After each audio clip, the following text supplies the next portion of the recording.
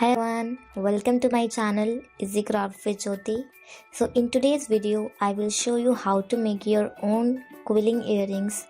The process is very easy of making it and it looks very beautiful. So without any further delay, let's get started.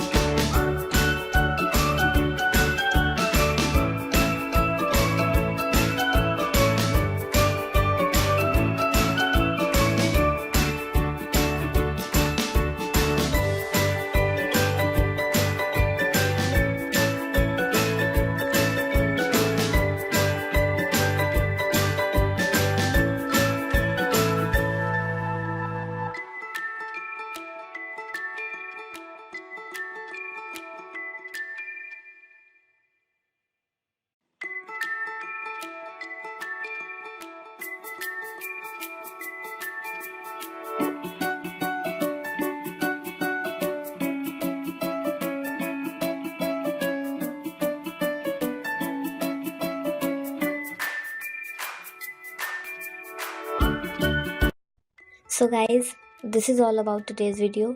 I hope you enjoyed watching it, and if you did, please give a thumbs up, subscribe to my channel, and don't forget to hit the bell icon. I'll meet you very soon with the next interesting topic. Until bye bye.